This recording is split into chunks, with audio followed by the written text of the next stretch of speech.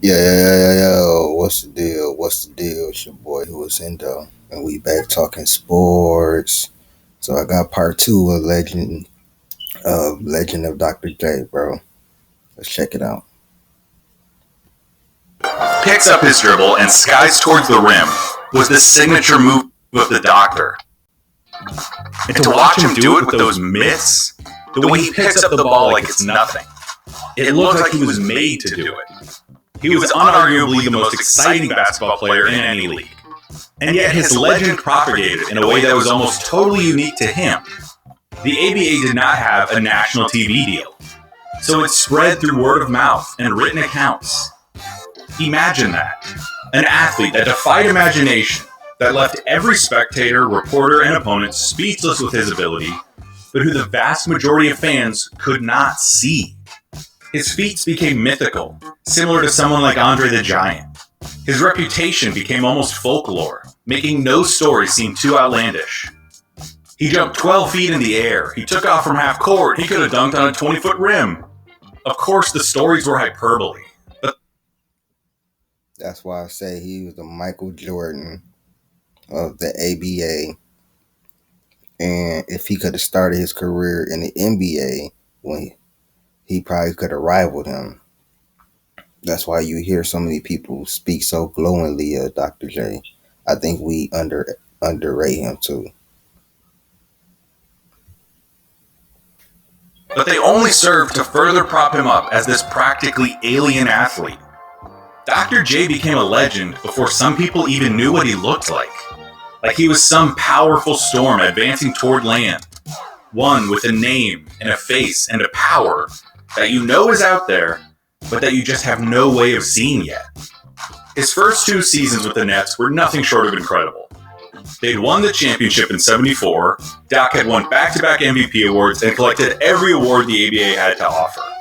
And all of a sudden, the ABA had a sense of legit. Think about that. Getting every award that the NBA got to offer. 6-man, most improved player, defensive player of the year, MVP, comeback player, rebound. Like, come on, man. That's ridiculous. Back-to-back MVP. So that means he got every award that they could get. This is why I have Dr. J top 20. Legitimacy. Few games were sellouts, even for the Nets. But the ABA was the place where the Doctor played. While Kareem was still unquestionably the best player in the world, Julius Erving was the essential basketball player. While Kareem was utilizing the skyhook, a mechanical, repetitive, boring move that still stands as the most awesome weapon in basketball history, Dr. J was soaring, employing the skills of improvisation, unpredictability, and excitement, moving in ways that you can't predict or even recognize, let alone get in front of. If he wasn't already, by this point he was the ABA's meal ticket. The league's commissioner, Dave DeBusschere, said that while many players might get called the franchise, Dr. J was the league. And if his pure skill and intensity had not already made him the most valuable attraction in basketball, it cannot go overlooked that Julius Erving goes down as one of the classiest athletes in any sport ever. Throughout his career, he was known to wait in the locker room, giving interviews and answering questions until every last fan had an autograph, every notepad was filled, every tape recorder run empty. He was articulate. And that adds to his legend even more. I mean, the fans back then was a little different from nowadays because you got social media and you got the fans who think that you got fans who vicariously live through these players. People like Skip Bayless who wish they was in the NBA, but they wasn't good enough, so they decided to criticize other people and think that they know more than the players. Listen, I'm just a nigga on YouTube who love basketball and who love to talk about basketball. I love the NFL too. My NFL channel. Well, I won't even make no NFL channel. We're gonna start doing NFL content on here. I'm gonna put a poll up to see if you guys want me to start doing that. If it gets enough traction, I will. If not, we'll keep it basketball. But Intelligent, gracious, patient, and humble to an astonishing degree, as reported by nearly every human being who he has ever come into contact with. Bill Daniels, the owner of the Utah Stars, a rival ABA team, even wrote Irving an unadulterated fan letter, gushing in adoration. When the 1975-76 season started, the NBA and the ABA were on a collision course for a merger. To say that the doctor was the only reason for the merger is an overstatement. The Oscar Robertson versus NBA antitrust lawsuit had been settled, and the ABA had been successful in recruiting many great talents, including players like David Thompson, Artis Gilmore, George Gerving, and Moses Malone. The fast-paced style of the Renegade League and its innovations like the three-point shot were similarly valuable commodities. But make no mistake, the blue chip in the merger. this is another reason why I have Kobe so high. In the pace, in the game pace that he played in, was the slowest of the last 20 years and slower than any of the pace in the 60s, 70s, and so on forth. So for him to average the amount of points that he did 30 or 35, 2006, 31 the next year, 27, you feel me? Dropping 122 80 point 40 point games. You feel me? Six 50 point games, I believe. Like for him to be scoring at the astronomical rate that he did, basically just scoring on the half court setting every time because the pace was so slow because the defense was so ferocious. And in the hand checking era, he was putting that up in the hand checking era. In '03, hand checking was still there. Kobe averaged 30. Don't forget that. I just wanted to say that. Merger was Dr. J. More than anything, the NBA needed him. The New York Times wrote that the NBA without the doctor. And he was coming to save the NBA. This is what I tell people about. I'm like, if you really want to be honest with you, like if you really want to be real, like Dr. J was the king of the ABA. Now he just needed to go. Now they wanted him in the NBA. The NBA needed a star. It needed some, some flair. You know what I'm saying? Kareem was the best player in the world at that time, but he wasn't box office. He wasn't, you know what I'm saying, what Stephen A say. They come through the turnstiles to see that brother ball.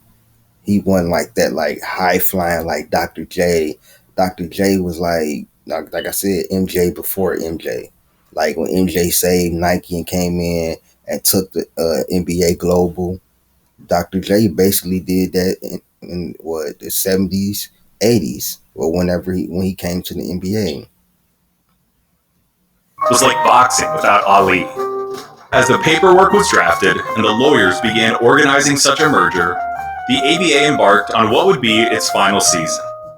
Doc continued to do Doc stuff, leading the league in scoring, winning his third consecutive MVP, made first team All Defense, first team All ABA, was an All-Star, and had one of his many iconic moments when he measured his steps and took off from the free throw line in January's dunk contest. Usual Doc stuff. And remember, there were only 7 teams that played the full season, so take these stats with a grain of salt. But he finished in the league's top 10 in points per game, rebounds per game, assists per game, steals per game, blocks per game, free throw percentage, free throws made, three-point percentage, and three-pointers made. So 7 teams. So I really do have to take this with a grain of salt. But even with only that many teams, that's not his fault. He basically finished top 10 in every statistical category that you are able to finish top 10 in basketball. That's amazing. So basically, like I said, he's the greatest ABA player of all time. I'm a yo, all my OGs out here, send me some ABA players to do. You know what I'm saying? I want to start. Hey, Two Raw, send me some ABA players to do, bro. Like Y'all send me some ABA players that I don't know about and stuff like that. Cause here we, like I told you, I'm the youngest basketball historian you know. After a 7-game grind against the San Antonio Spurs in the playoffs, the Nets reached the ABA Finals against the Denver Nuggets. There, against a Nuggets team that featured 3 future Hall of Famers in David Thompson, Dan Issel, and Bobby Jones, coached by future Hall of Fame Larry Brown, Julius Erving submitted his magnum opus. Jones was the man tasked with guarding Irving for the series, and was probably the most qualified man in the basketball world for the job. In the NBA, he would go on to make 8 straight defensive first teams and earned the nickname the Secretary of Defense. Doc embarrassed him. In Game 1, Doc scored 45 points on 68% shooting, ripped down 12 rebounds, scored 18 of the Nets' last 22 points, and hit the game-winning shot at the buzzer. He followed it up with 48 points, 14 rebounds, and 8 assists. That's amazing for a guard or forward, however you want to say. 48 points, 14 rebounds. That's big man shit. You feel me? Then scoring 18 of the last 22 and hitting the game winner. That's some, like I said, that's some Jordan shit, bro. You feel me? But this has been part 2, man, of the Legends of Dr. J. I'm gonna finish this off with part 3. Thank you to my boy Aram also for the $3 donation. The $3 donation. And I saw your note. Trust me, my next music video will definitely be in my Larry Bird or my Pistol Pete jersey. That's for sure. Those 2, and I'm going to try to get me a Kobe Bryant jersey. That's my next goal. So that's why I'm doing all of these videos, so I can try to hurry up and get monetized, so I can do the unveiling of my Kobe Bryant jersey. With the proceeds that I make from this channel, I will be buying that. So thank y'all for the support. This been Who Is Hendo with another video. I'm out. Yes, sir.